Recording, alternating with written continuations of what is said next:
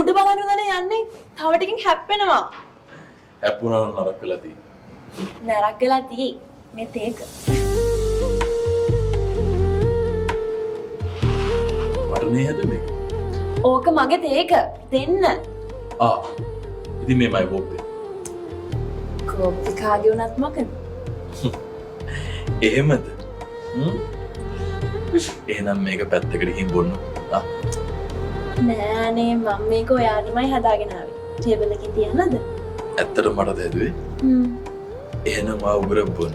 ඊට පස්සේ මම බොන්න. කමක් නැද්ද?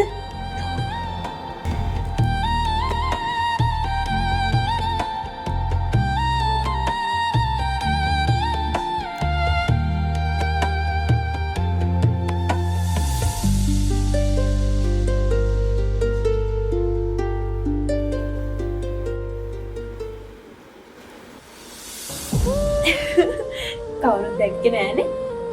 ඔව් කිව්වේ. දැක්කත් ඉතින් මොකද? දේවුරක්. එහෙම කියලා බෑ. මේක ඔෆිස් එකක් නේ. සමහරව ඉන්නවනේ.